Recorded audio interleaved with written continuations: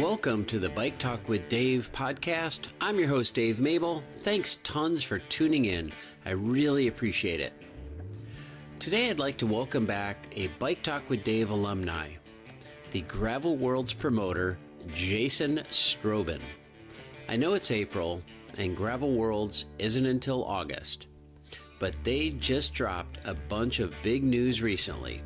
So I had to invite Jason back on, not only to talk about all their big plans, but also spend some time talking about the evolution of this thing we call gravel cycling and where it fits in with the whole scheme of things in American and, quite frankly, world cycling.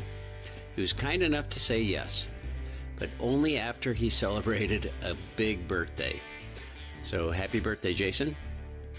Now, speaking of Gravel Worlds, which is kind of this whole episode, we've got a deal for you. When you go to sign up, use the code Bike Talk with Dave. No spaces, caps, no caps, doesn't matter. But you'll get 10% off. And for everyone who uses that code, we are going to donate 10% of your registration fee to a worthy cause. But in the meantime, get yourself signed up and use that code to save yourself some bucks. Okay, now let's hear about all the exciting news from Gravel Worlds with Jason Strobin. I've got it in camp mode. I'm in the new mobile studio here, and it's kind of fun. But anyway, that's not why we're talking. We're talking about Gravel Worlds. And is that what did I even introduce you? Okay. What's that? I don't think so. No, I don't think I did. Jason Strobin, I feel like we know you. You've been on the pod before talking about Gravel Worlds.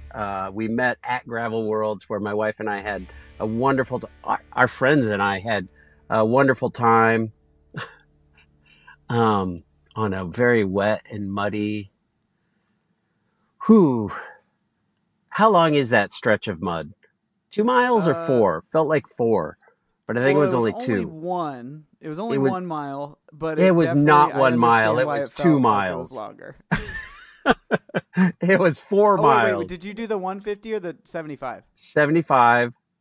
Then it was only 1. It was only 1 mile. It felt I know so it felt long. like forever because it was uphill. It literally was uphill the whole time. So it was. And a friend of ours, I don't know if he did Gravel Worlds, but he does a lot of gravel stuff. He just did Iowa Wind and Rock. He's been around a long time. Scott Sumter, you probably know him.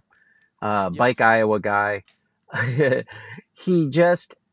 I had to ask him if it was real or not because I saw this on April 1st, but he just came up with a new invention called the Bandito Sling. And it's a little sling you keep on your bike. And when you get to sections like that, you strap it on your bike and then you sling it over your shoulder, and it's an easy way to carry your bike. And man, he would have sold out of those 100 yards into that section of mud. yeah, those are Rob. I don't know if it was like a at-home thing that Rob Finnegan, who's done all of our long voyages, he's finished Wind and Rock. He's done all the. If you haven't had him on the podcast, he's a fantastic talk. He rides like 25,000 miles a year or something like that. And his ultra stuff is he has like I don't know if it's just like a toe strap that he's tied together and just enough little segment that he can lift his bike. But it's a great idea. So if somebody's actually making that, like genius on them to buy something. So. Yeah, no doubt. I don't know. I mean, we had the tandem and it probably weighed 7,000 pounds. So I probably would have broken that thing, either broken that or broken my back or my shoulder. I'd be walking lopsided. But anyway, other than that 5 mile stretch of mud, we loved Gravel Worlds. It's getting longer. Great. It's getting great longer event. as this podcast goes. The 150 mile section It's just like of mud. catching a fish, right? It's just like catching a fish. The older I get, the faster I was. Yes.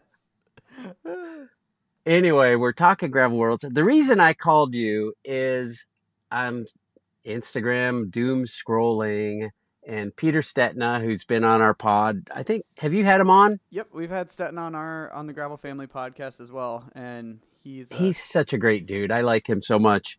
I see him post like, "Hey, my whole calendar's changing because I'm going to Gravel Worlds where they just announced a freaking $30,000 prize list for the elite race." And I was like, "What? Holy moly, that's such a paradigm shift." And then like 2 scrolls later, I see you and Hannah Shell talking about the first to last initiative and supporting the back of the pack, the 99%, and the DFL dead freaking last party. And I'm like, look at you guys, like taking care of the front, taking care of the back, and everyone in between. I don't know. It feels like that's the definition of Gravel Worlds. I appreciate it. And I kind of want to editorialize about all of that. But let's do that in a minute. I want to first talk about where this first to last initiative came from, because it's not just $30,000 for Peter and Borstelmann. You think Borstelmann will win again? Oh man, it was funny. Just this last weekend, I was out at Sea Otter and I was hanging out with Borstelmann. I was like, if you win a 4th, I'm crying. And he's like, well, you cried at 3, so yeah, I know you'll cry again at 4. So I will publicly say I am biased that I'll be rooting for a 4-time win of our hometown champ. So, but because of the prize pool, there's going to be some major hitters there, which he's really excited about. Which is cool. That's how you have a competitor, right? Like a real competitor wants to earn it. And Borstelmann said, bring it on, make it harder. The good thing for Borstelmann, it is his style of racing. It's a power course. There's not any kind of like 30-minute climb or an hour climb.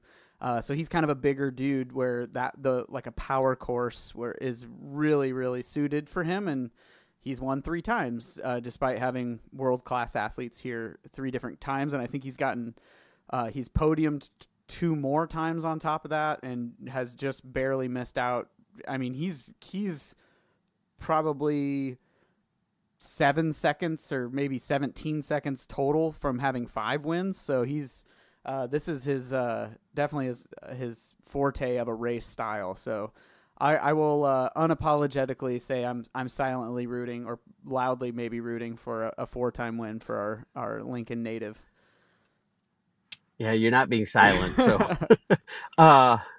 look at you, Mr. Stat of the Day, pulling all those Borstelmann stats right out. Yeah, that's pretty impressive. I try to even though I haven't been here since day one, like there's a lot of history that deserves respect. That I've tried to remember who our fat bike champions are. Don't quiz me on those. Our single speed champions, and then obviously our captains of the Gravel Seas going all the way back to year 1. So, I mean, it's crazy if you go back to the Gravel World's history, like the winners of our race are people that are in the Gravel Cycling Hall of Fame, like, and just legends of the sport. So, I mean, Rebecca Rush has won Gravel Worlds, Dan Hughes, Allison Tetrick, who was a world tour rider. She's won 3 times. Yeah, we've had some really big names win our race, and some names that got their start at by getting a podium or a good finish. They literally kicked off their career here at Gravel Worlds because we kind of let average Joe people in there in the pool as well. You don't have to have a certain amount of points or qualifiers or followers on Instagram. We want, if you think you can do it, we want to try to give you a spot if we can. So even with these changes with the 30,000 pool, it's not like we're only letting you in if you have 20,000 followers or more. It's, if you want to try to apply, like, get your name in there, and we'd love to have a dark horse, get on our podium or even win. It'd be pretty cool. That would be cool. How are you doing it? I just saw a post by Guitar Ted, speaking of Gravel Hall of Famers and the history of gravel, he said one of the cool things about gravel is like the everyday athlete can line up with the pointy end of the race, the speedy people of the race. And he's like, is that coming to an end? Are Are you changing the way the race starts? Are you keeping everyone together? Like, if I have a good The day, could I come home with $30,000? And I know that's a total priceless, but So we are changing it slightly, and part of this is almost like a necessity of change and the evolution of gravel. It would be awesome if we could keep everything the same as it always was, but change and evolution is growth, and change is human. So we are making some things, and it 100% revolves around safety more than anything. It's not to make somebody feel like they're better than or less than. But what we've experienced in years past is you've been at Gravel Worlds, and Unbound has done this for probably a decade now, where they have the estimated finish time. Like, are you going to finish in 7 hours, 8 hours, or 15 in the gate when you start? And it's kind of a good place to start inside the gate. But there's always a couple people that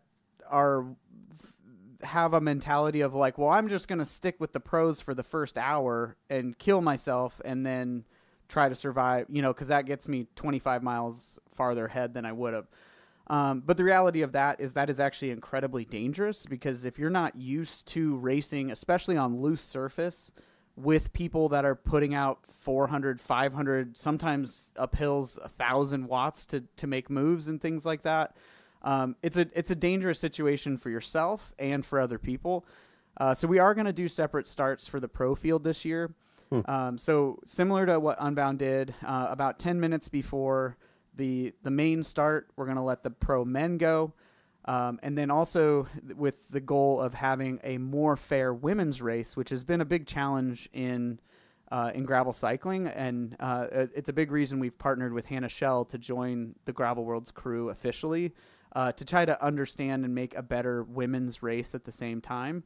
How it's been at a lot of races is the woman that can hold with the lead men the longest is who kind of wins. Not that that's bad or good, but it definitely isn't a women's race. It's who can stay with the men the longest. So similar to what Unbound did last year, the men are going to leave about 10 minutes before. The elite women are going to leave about 5 minutes before, and then everybody else is gonna leave right on time. We fully expect that some of the age groupers, people who want to just go for an age group jersey and not like the overall win, they'll probably catch a lot of the women field, and they might even catch some of the pro field as well, depending on flats or having a bad day, which is totally fine. We're cool with that. We want to make sure that those people that are riding incredibly fast are surrounded by people who should be used to riding at that fast for safety. So we know it's a change, but they're still on the same road. They're still doing the same course. They just are out a little bit ahead to try to avoid more chaos. And for our race, we start in the dark too. We're not changing that. So I know a lot of our pro field, they're like, let us start 2 hours behind everybody, and then we get to start in the daytime. And it's like, no, like Gravel World starts in the dark. Like, you guys got to figure that out too. So they're going to have their lights on and all that good jazz. So they'll start in the dark just like everybody else. And so yeah, just for safety, we're changing it up slightly by just about 10 minutes. But if somebody is interested, we have a wait list right now that's on there. Just apply for the wait list. There's a few questions on there. We're giving anybody who's podiumed in the last 3 years with Gravel Worlds automatic entry, and we're giving priority to people who have done Gravel Worlds in the past. So like I said, we're focusing on who's believed in the Gravel Worlds in the past. We're focusing on those people first, and then we'll start filling in people that are interested in joining as well. So anybody can join. We really want to try to get 40 men and 40 women in that pro field for year one. So we were second place tandem in the 75 miler. All right. I'm sure that qualifies. Yeah, Although, how do we start? We're going to have to go into some kind of black hole, like stretching thing. If I have to start 5 minutes ahead of D but we're riding tandem. I don't know. Maybe we'll just ride with the rest of 99%. That's right. So you guys have always been pretty vocal about, you know, having people come there, not for the money, but because of the experience and the community. And you just said yourself, like some of the best riders in the world have shown up at Gravel Worlds. Why the 30 grand? Where'd that come from? So that's a great question. And I also want to make sure we point out too, we've also committed 30,000 in donations as well. So we're doing a 30,000 prize pool, but we're like a huge part of our existence at Gravel Worlds has been about philanthropy, about giving back. And we've already raised over $160,000 now to nonprofits in our history, and our goal is to be one of the largest fundraising events in the state. So that's super important. But then the $30,000 prize pool, we wanted to make sure that if we do that, it isn't going to raise the cost for any athlete. So we're not raising the cost of the event to cover our $30,000 prize pool, and we're not taking away experiences from anybody. So we're still having concerts, Thursday, Friday, and all day Saturday, live music at the finish line, all the expo, the group rides, all the experiences that you've had with Gravel Worlds aren't going away to subsidize this 30,000. So it was really important that we have a sponsor cover that $30,000 prize pool.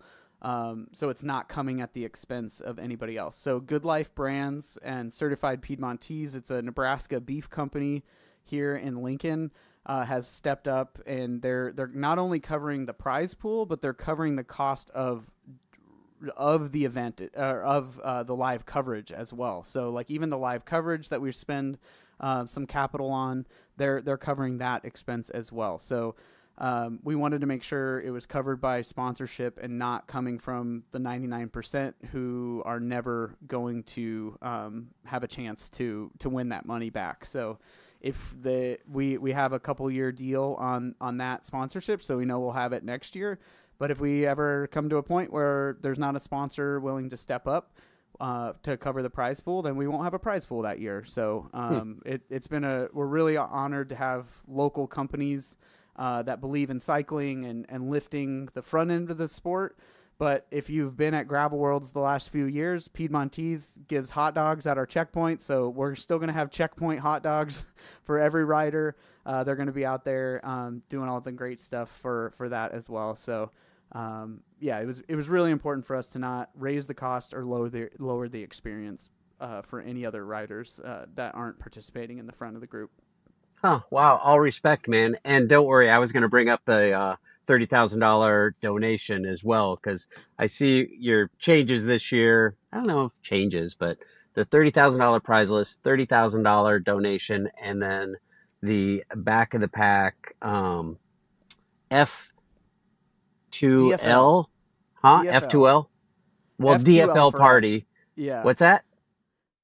Yeah, F2L for us, or DFL is more commonly known. So first to last party for us. First to last party, yes. I saw you abbreviate that F2L, right? Well, we're going with that. We'll see if it sticks. DFL, whatever you want to call it, we'll acknowledge it. What's Hannah's role? Tell me what Hannah Shell's role is, because that's where I saw it. Yeah, so Hannah Shell, first of all, she's been super passionate and involved with Gravel Worlds for a couple years. So Hannah Shell is a Garmin pro cyclist. So she was in the Lifetime Grand Prix for a couple years, and she races Unbound, and she's podiumed at Gravel Worlds I think 3 times. She calls herself a professional 5th place finisher at Gravel Worlds because she's gotten 5th 3 times. But still incredibly impressive. So she's an incredible athlete, but to her core, she is very passionate about the 99% of athletes who don't care to or never will be on top of a podium. In fact, when we did our gravel camp last year, which we'll do again next year, her and her husband, Jake McGee, volunteered their time 100% to come to that camp and help athletes who normally can't afford, a $2,000 or $4,000 camp. And they'd volunteered their time so that we could have a camp that costs $250 for people that need the hands-on training. So she's incredibly passionate about the experience of the 99%, but it's also important. The reality is we are trying to raise the bar of the front of the race too, and she deeply understands that. And then again, especially in the women's field, which a lot of time gets overlooked a little bit, of how to make it more fair, how to make it a better experience for women pros as well, which is a huge topic of how we can do that. And she's been a great asset to the team, so she'll be there. And she actually took herself out of contention, so she won't be racing. So she said, even though she probably could do really well and win some cash, through the prize pool, she has personally stepped down so that she can be there for every single rider. So she'll be there potentially doing race coverage on race day to keep an eye out on course for us, but then she'll definitely be there for the last place party all the way until 10 p.m. Keeping us going. So yeah, she's an incredible human. It's an honor that we have her on our team, and she's involved with Gravel World. So hopefully we can get her in the Hall of Fame someday with all that she does for gravel at the front and caring for the back. Yeah, I'm in on that. She's an Iowa girl too, Yep, she is from Iowa, so we have that in common. So we all three of us. So that's right. I'm just imagining. You said she's taken herself out of the elite women's race, like her and Jake on tandem. Ooh, spicy. That would be a crazy tandem duo for sure. That would be a crazy fast tandem. I think they're sponsored by Cervelo. We'll see if we can get a Cervelo tandem made for them. Those are carbon fiber is plastic. We can just epoxy a couple of bikes together and we got a tandem. Easy peasy. Easy. It's easy to make a tandem, I'm sure. It is for sure. You get the JB Weld, I'll get the duct tape. Done deal. And Hannah, you just have to ride it. Jake, you just have to ride it. You don't get to ask questions. It will work. We promise. We promise. That's pretty cool. We talked about, you had a birthday yesterday. It's a big number, 35. I've been around a couple years longer than that. Dee's and my 35th anniversary is coming up. So 89 was thank you. I remember mountain biking was pretty fresh. My first mountain bike was literally a Schwinn 1969 Tornado that I bolted a Campanolo rally derailleur to 5-speed, and I had a friend braze on cantilever bosses, and that's literally my first mountain bike. I didn't go buy one at the store. I built one.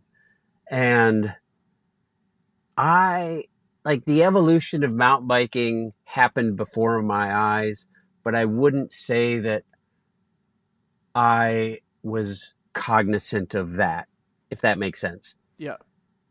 I feel like we're in this significant transition of American cycling. Gravel is a part of, gravel is evolving. And it's not just about gravel. It's about Joe Martin stage race was canceled this year. There's no cyclocross World Cup in America this year. I don't know. It's just this big transition. And I feel like gravel is now this thing that everyone's like, what is that? Why would you ride on gravel roads? To the gorilla in the room. How do you feel about where gravel is headed? You guys, it's a huge transition this year, offering prize money. I don't know. Give me your editorial on where gravel is, where it's headed, and its place in American/world cycling? That's a great It's question. it's cool to be in this moment as this gravel cycling gorilla is in the room with all of the other gorillas in the room that are American and world cycling. So give me your editorial. That's a great, really, really good question. And I obviously, before launching our prize pool or even thinking about doing a prize pool, it was a conversation we had. Like, it was a real conversation of like, is this bad for gravel if we do this too? But if we do it, we got to make sure we do it in our way. The thing that I think is different about gravel, and not sorry, I guess, to USA Cycling and UCI, is that there is no central rule book. There's kind of a wide rule book of the gravel family and the people that like, well, no, you need to have these things at least, but there's no, your socks have to be this high. Yeah, there's no like central rule book that I think personally is what takes the fun out of cycling. So for us, like the great thing with gravel is if how Gravel Worlds does it isn't for you, that's awesome. Like, that's great. I think that it's a good thing that then you have hundreds of other options now of other events to do, or you don't have to go to an event.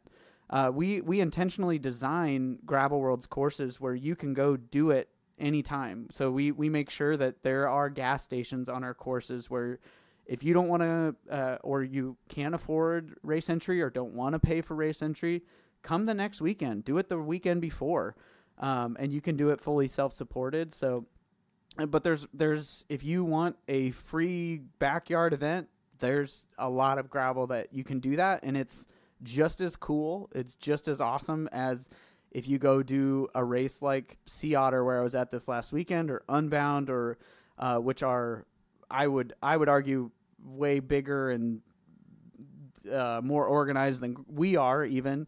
You have those options. Or if you want to do a mountain bike gravel race, road race, you have that option with BWR or Core 4. So the thing I'm hopeful for that I feel other genres of cycling didn't have is just such a blank slate of openness of, if you want a race that's solely focused on diversity, that, like, that is the whole focus of the event, is just focused on diversity. There's women's only gravel races now, which I've never heard of a women's only road race. I'm sure they're out there. I'm sorry if you put those on, but like, we have women's only gravel races now. So like, there's just so much cool stuff happening. And there was a time I heard an interview from Tony Hawk, and he was talking about the early days of skateboarding, and there was this weird split that happened in early skateboarding. And skateboarding is a small sport like gravel cycling is. Gravel cycling, let's face it, is a small sport as far as globally goes, but similar to skateboarding, the fans are super passionate about that sport, just like they are in gravel. And he said, like, there was this like weird split where it's like, you're either a NorCal guy or a Southern California guy. And he was like, in this interview, he was like, I don't understand. Like, we have this really, really cool thing that everybody's doing their own thing in their own way, but it's super cool. And like, why are we making this division stuff happening? And I that's what worries me in gravel is that division that we've all seen. It's like, oh, well, I'm a Unbound rider. I'm a Gravel Worlds rider. Well, I'm a grassroots only kind of person. And it's like, no, all these different things that we're doing are all cool in their own way. Like Mid-South is awesome. Unbound, I think, is cool. Like, small town events are super, super cool. I think they're all cool. The thing that I think is the most possible for division and failure in gravel is that mentality of, we need to have it look this one way because that's the way it always was, or this is the way it's going, so that's the way it should be. I think we need to support every type of event. I love going to and volunteering at all different kinds of events. So that's where I see the potential and potential downfall and potential good of gravel is just keeping it awesome or trying to put this division in there that's not necessary. So, yeah, that's kind of a long answer, but I think there's so much potential. There's so much cool stuff, and the reason why gravel's done so well is because there's so many people doing really cool things, and there's no governing body there saying, no, you can't do that. That's too different or whatever. So, yeah, sky's the limit for gravel, I think. Yeah, I feel like you kind of hit the nail on the head when you said there's no governing body. Therefore, you make your rules. The Iowa Gravel Series.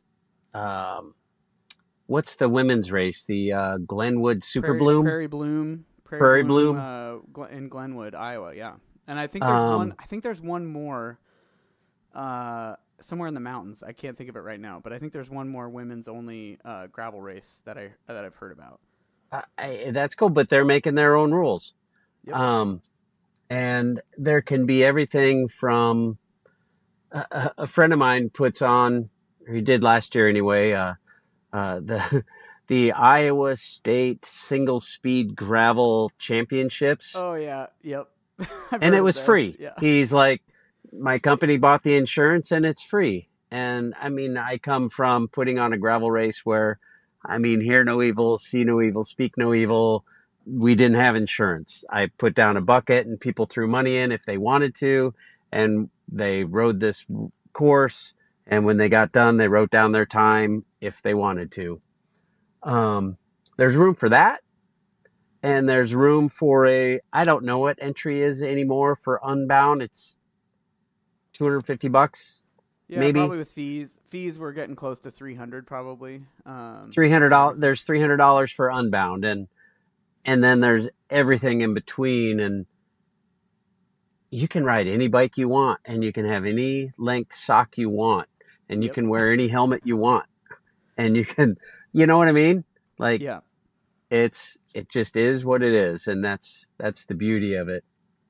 Do you think gravel? Again, a guitar TED conversation. Is gravel saving American bike racing? I mean, I would ask I think mountain biking is healthy. Is at a healthy point. Like, I mean, I just got back from Sea Otter, and granted, that's a lifetime event if you want to have an opinion on that, but it was incredible seeing all the kids there doing downhill mountain biking and cross-country mountain biking. That's a massive, essentially it's a mountain bike race that they've added road and gravel events to. So I think mountain biking is healthy. And there's also great road events like Tulsa Tough is an awesome crit race. I don't know. I feel like we get these headlines of the UCI is pulling from cyclocross in the United States, or unfortunately we lost great events like Tour of Utah or the Tour of California pro race. And I don't know if that's I feel like the headlines don't reflect the actual racing. And maybe I'm wrong. I don't have my finger on the pulse as much of mountain bike and road racing. Maybe that is more uniformly felt. But I mean, Tour de Gila is happening, which is an amazing road race in the United States. But I think it's undeniable that gravel is the meat and potatoes of American racing right now. And I think it's because that's been uniquely adopted by America is gravel cycling. You know, road cycling is Europe, right? Like, I think it's fairly clear that is the focus in Europe as far as racing is on road. And part of that is they don't have the gravel infrastructure that we do. Their roads have been around a lot longer than ours have. Relatively speaking, the whole continent is smaller than the United States, so they just fill those roads in with pavement. So I get it. Like, there's no deeper meaning than saying that. So I think America has just truly embraced the love of gravel, because it's like, no, this is our cycling sport. and we're gonna set the rules of not having rules. Like, what's more American than that? Like, of like, no, we're just gonna do it. Good point. You know, like, Good point. Like that's like pretty American. Like, we don't need someone telling me what to do. Like, that's like, is that kind of good or bad, the American way sometimes? So, I don't know if it's the end all be all, but I think it has definitely shown a way of success that could be important. So that's a great question, and I don't know if I know the answer. I hope and pray that we take care of gravel and love gravel the way that Europe has loved road racing, right? Like they've embraced it. Or Northern Europe embracing cyclocross, right? Like Belgium and the Netherlands, like they have like taken cyclocross, and like, I mean, all the best are there. So yeah, I think we just take care of it, keep doing awesome things, and the rest of the world is either going to like it or not like it, you know. And we have Europeans that come to Gravel Worlds, and they're asking for big rule books and blah blah blah, and sometimes they love the style that it is of like, no, like, as long as you have brakes on your bike, you don't need a sticker on it that says it's okay to race, you know. Like, you just need brakes and tires. And Right. it doesn't, you can even optional how many tires and stuff you want on your bike. If you want to try, great. If you want to come do Gravel Worlds on a unicycle, I will make a trophy for you. So let's do. Have you had that yet? I don't think anybody's done no, I don't think so. If somebody wants to do unicycle Gravel Worlds, like, I will figure out how to make you a trophy by the time you finish. Because I mean, you've been on awesome. RAGBRAI, haven't you? I know there's a guy that does RAGBRAI. There's more than a guy. I bet there's enough handful of people to take you up on your thing right there. All right, I'm right. calling it out. Send me a message, and I'll add a category if you're interested. Fair enough. Well, cool. I'm excited about the event this year. Other than Peter Stetina in Hannashell out, have you heard of any other in and out that you're excited about? Yeah, I met with a lot of really good athletes last week. I don't want to speak for them until they sign up, but I know, we got Borstman back this year. Ryan Standish, who's another just outstanding human. He kind of came from the mountain bike background, so Ryan Standish is in.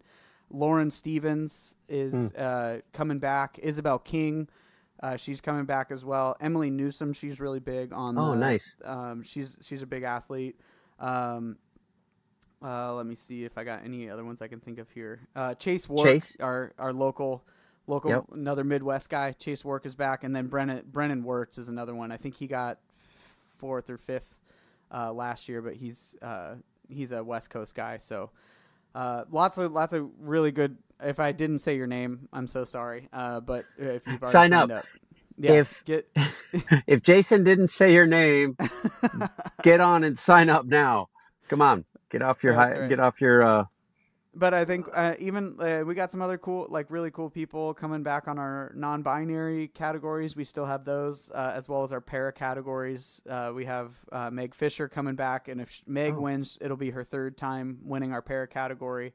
According to her, Gravel Worlds is harder than Unbound. That's all I'm saying. She swears that Gravel Worlds is always harder than Unbound. So just more elevation and all that stuff. So wow, it is never-ending hills. I don't know if I told you this. D and I mean, okay, we ride tandem, right? And it rained, I don't know, it probably rained for a half hour, 45 minutes after our start. Not heavy, but it rained hard before we started. So I'm like driving in this soft, sandy, muddy gravel, a tandem, with my wife of then 34 years sitting on the back, and I don't want her to die today and it be my fault. So I'm driving like very carefully, right? The whole way. Afterwards, she's like, man, that was really scenic. I was like, scenic? I didn't see anything but 5 feet in front of my tire because I didn't want to kill us. So yeah, my wife says it's really scenic and pretty, but that also means another word for scenic is hilly, and it was Yes. never freaking ending up and down and up and down. So you do a great job out there. Well, thank you. Yep.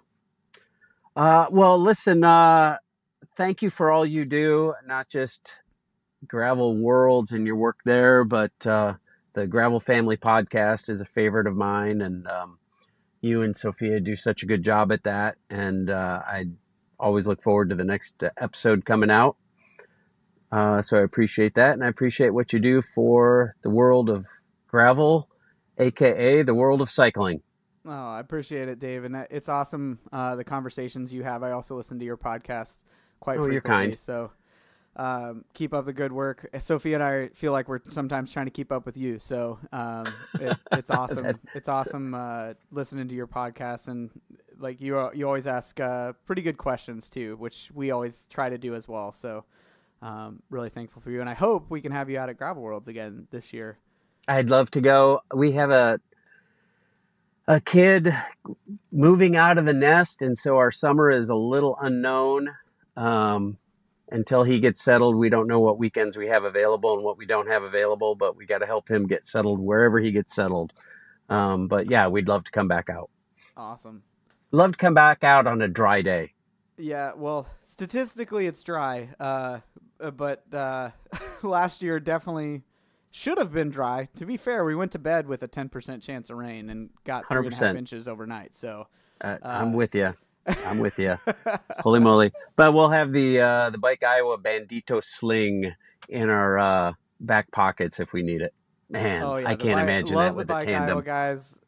Growing up in Iowa, I grew up on those Iowa gravel roads, learned to ride bikes on the gravel roads in Iowa. So really, I've never had a bad encounter if I see somebody with a Bike Iowa kit on. So massive shout out to the great community. And also, is it Mark? Mark that puts on the Bike Iowa series?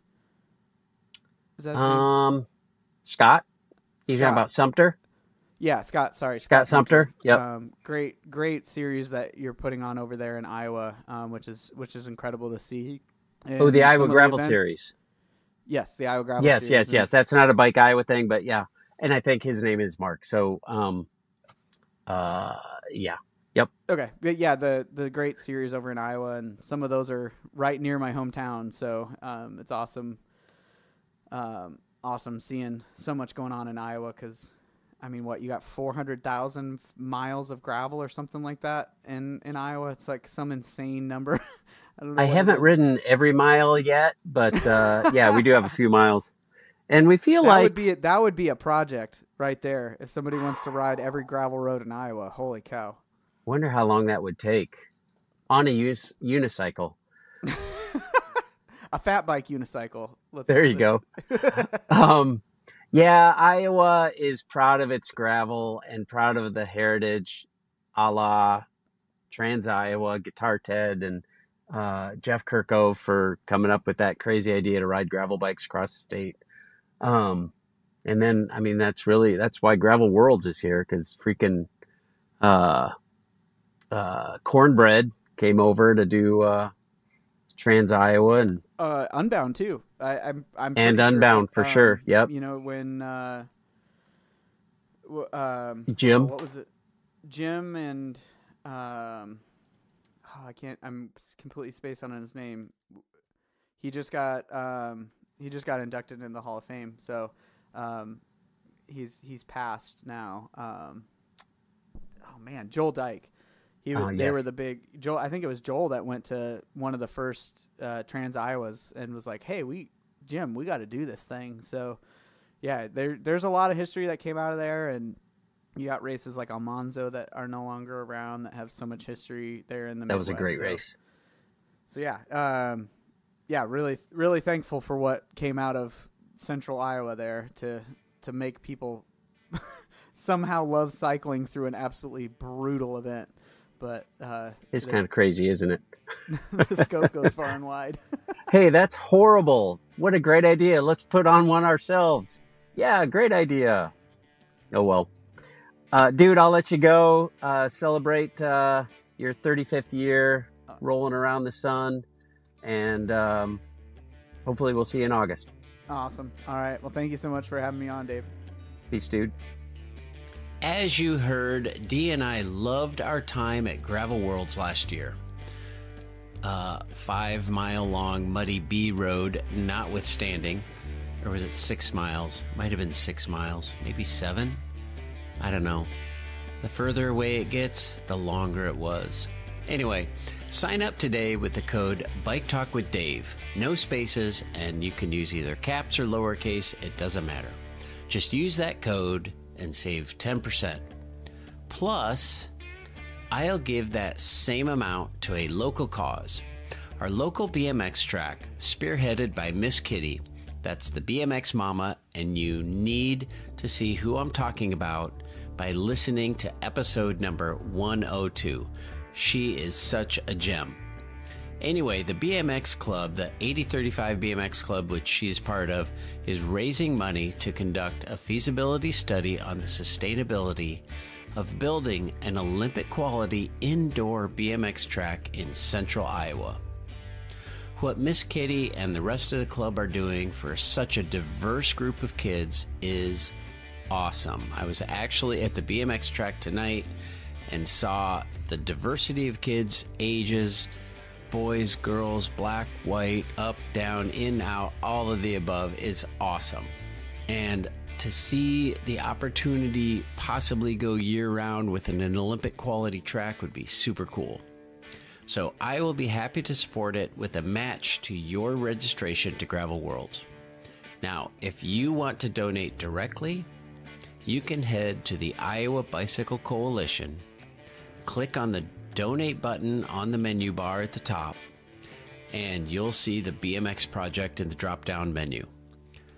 All kinds of awesomeness is happening here. So I'll be donating, and you can donate as well. Now, I really appreciate you tuning in each week, and if you love the show, I would love it if you would rate and review on your favorite podcast platform. And if you want to support the show financially, just look for Bike Talk with Dave at buymeacoffee.com and drop a few coins in the cup. If you do, I would love to send you a sticker. And be sure to check out the Bike Talk with Dave channel on YouTube. Or you can go to biketalk.bike to stream every episode. Now, I hope you have an awesome week on the bike, and remember that nothing compares with the simple pleasure of riding a bicycle.